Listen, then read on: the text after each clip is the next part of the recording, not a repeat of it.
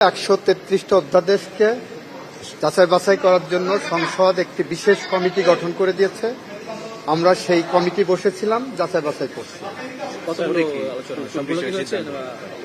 আলোচনা মধ্যপন্থায় আছে, মধ্য জায়গায় আছে, আমরা আগাচ্ছি।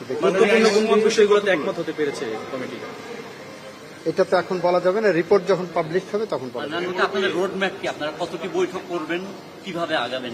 আমরা 2 তারিখের মধ্যে রিপোর্ট তৈরি করবো। এতটুকু রোডম্যাপ। নেক্সট মিটিং এর ডেট ঠিক করেছেন? আগামীকাল।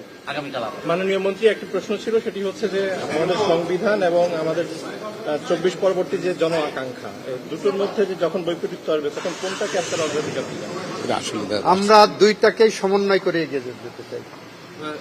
সংবিধান এবং জন আকাঙ্ক্ষা 2টাকে সমন্বয় করে, সংবিধান অবশ্যই সবার থেকে এগিয়ে থাকে। মাননীয় মন্ত্রী, 133টা অধ্যাদেশের মধ্যে 4টা হচ্ছে জুলাই সংক্রান্ত আছে।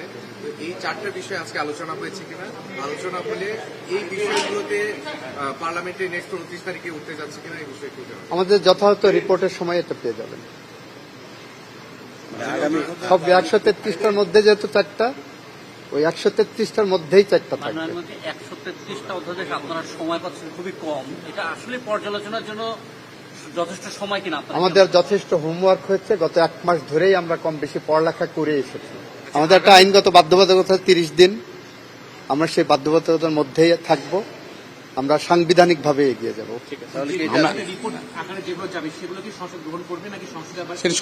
সংসদের ব্যাপার, হ্যাঁ অবশ্যই সেটা তো উঠতেই হবে। আমরা আজকে যে মিটিং এ সূক্ষ্মভাবে সবগুলো আলোচনা হয়েছে, সমালোচনা হয়েছে এবং মোটামুটি পরবর্তী পর্যায়ে এটা সিদ্ধান্ত হবে। এটাই ছিল আজকে। এবং 2 তারিখ এপ্রিল 29 তারিখে নেক্সট মিটিং শুরু হবে পার্লামেন্টের, কিন্তু আমরা 2 তারিখ পর্যন্ত নিয়েছি। এই সেশনের মধ্যে এটা শেষ করতে হবে।